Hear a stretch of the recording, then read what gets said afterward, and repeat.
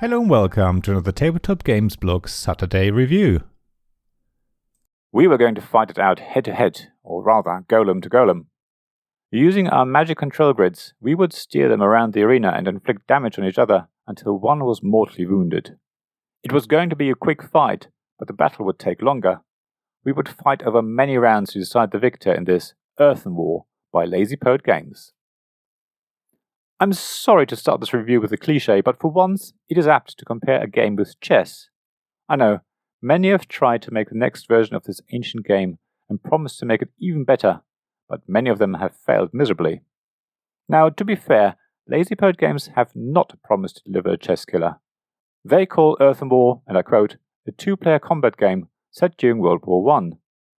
I don't know where World War I comes into this, but I think they have delivered what plenty of others have failed to do. Earthenwar maybe isn't a chess killer as such, but it's the perfect game for anyone who either is an avid chess player and wants to try something a bit different, or has never played chess before but likes the game in principle. Earthenwar delivers a very similar feeling to that of the endgame in chess, where only the two kings are left. Actually, that's a wrong comparison, because if only the two kings are left, then a chess game is considered a draw. It's more like a game of chess without any kings at all, but only two queens left, which isn't a chess game at all, of course. Anyway, it's very hard to explain, but for me, Earthenwar certainly scratched the chess itch. At the same time, if you have never played chess before, or if you feel that it's too much to remember what all the different pieces do, but you do like the strategic element, then Earthenwar is perfect for you. The game is really easy to teach and learn, and it also only plays in around 15 to 30 minutes. It's very quick, which chess isn't, of course, except maybe speed chess, but I digress. The ease of learning and the small amount of time it takes to play a game makes it perfect to play it several times in a row. In fact, I would recommend that once you've learned the game and played it a couple of times, you decide at the beginning to play Earthenwar as the best out of a certain number of games, say, best out of 5. That might sound weird, but it makes sense, because the game doesn't become boring. Quite the contrary. The more you play it, the more addictive it becomes, because you're starting to develop new strategies, and start to get a feel for how to best maneuver your golem to attack your opponents. Actually, I just realized that I haven't really spoken about how Earthenwar works. The game is a dice placement game, in a way. During the game, you'll be able to take additional dice, each of which you roll before you place them, and you can choose between white movement dice and black attack dice. The pip values on the 6-sided dice actually only go up to 3, making them, in effect, 3-sided dice. The higher the pip value, the further you can move your golem, or the further your attack will reach. You place newly collected dice on one of the 8 compass directions on your so-called magic control grid, and depending on where dice is placed, you can move or attack in that direction. Your golem always faces north, i.e. straight ahead, at least from where you're sitting. So if you place a movement dice in the top left position of your control grid, your golem will be able to move a certain number of spaces as indicated by the pips on the dice in a northwesterly direction. Just remember, your golem doesn't turn as it moves, it continues to face north, even after moving northwest. However, before you do your moving and attacking, you can move a single dice or swap the position of 2 adjacent dice, so that you are able to move or attack in a different direction than the dice would otherwise have allowed you. The problem is that process is slow, so if you need your golem to change course quickly, you're better off adding a new dice to your grid instead. That sounds great, but the next problem is that the 8 compass positions on your control grid are limited to 1 dice only. So you can't move and attack in the same direction. It makes your golem feel like a big, heavy lump, akin to a giant battleship, because if you want to fight your opponent and inflict damage on them, you might have to take 2 movement actions in different directions and launch your attack in the 3rd direction. So it's 1 step forward, 1 to the left, then attack 3 spaces to the right. That's what will do your head in a little, and is something you need to get used to. It's so easy to think that when the other player's golem is straight ahead of you, you simply move a step or 2 towards them, and then attack them. Of course you can't, because if the dice in the north position of your grid is white, you can only move in that direction. Having black attack dice in the northwest or northeast positions is no good when your opponent is straight ahead.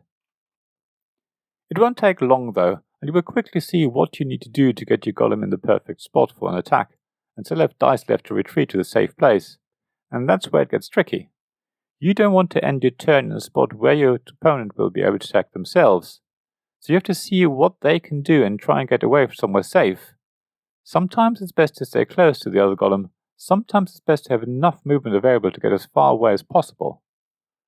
The whole process of movement and attack is what makes Earthenwar so interesting and addictive. The battle takes place in an arena divided into squares, very much like a chessboard. So you have to be careful that you don't work yourself into a corner with no way out, and as mentioned above, if you don't have the right dice, it will be hard to reverse your movement on a future turn, and you end up going headlong in the same direction turn after turn until you hit a wall. The game continues with players taking turns until one golem is damaged in 3 places that are next to each other. Depending on relative positions, one golem will damage the other in a specific spot. So if both golems are facing each other, damage will be at the front of the golem, for example, or if they're side by side, the damage will be on one side. The damage is recorded on your control grid, so there are technically 9 spaces for damage. The 8 spaces along the edge are damaged as just explained, but to damage the central spot, you need to attack an already damaged location, at which point you roll 1 black and 1 white dice to decide where your attack will actually hit. If you roll 2 2s, then you successfully damage the central slot on the opponent's golem, and once you've damaged a whole row, or column, or the diagonal of that other player, then the game ends and you win. It sounds a lot more complicated than it actually is. As you start to play, everything makes perfect sense, and after 2 or 3 games it all feels very natural, and you start to develop your strategies. I even think that Earthenwar will be the sort of game with certain openings, just like chess, of where to place your dice at the beginning and which dice to choose. I reckon players will be able to analyze different approaches and their chances of succeeding. At the same time, there's a good amount of luck in Earthenwar as well. New dice added to your control grid are not guaranteed to be the pip value you want them to be. You can up or downgrade a dice on your turn, but if you get very lucky dice rolls, you're able to defeat your opponent very quickly. That might not be what some people want from this game, but as I always say, luck in the game does even out the playing field, allowing players of different experience levels to compete and both having a good chance of winning. So I do like the luck element in Earthenwar. It's at just the right level to not be overwhelming. So if you want a 2-player strategy game that appeals to anyone who likes chess, then Earthenwar is definitely for you. Thank you for listening to this Tabletop Games Blog Saturday Review podcast. Please check the description below for links mentioned in this episode, as well as to the written version of this article on the blog. If you enjoyed this episode, please subscribe, give us some stars or leave a review. Please also tell your friends about me, and if you want to offer financial support, check out my Patreon and Ko-fi pages, links to which you'll find in the blog at tabletopgamesblog.com. So thank you again for listening, and I hope to see you again soon. This podcast was made possible by the generous help of my Patreon supporters. Royal Patrons, Nicholas Higgins and Sean Newman. Magic Champion Zeb Hicks. Castle Guards David Miller and James Naylor. Dice Masters Alex Bardi, Paul Grogan and Robin Kay. And Shining Lights Gavin Jones, Sarah Reed, Richard Simpson and Tim Vernick.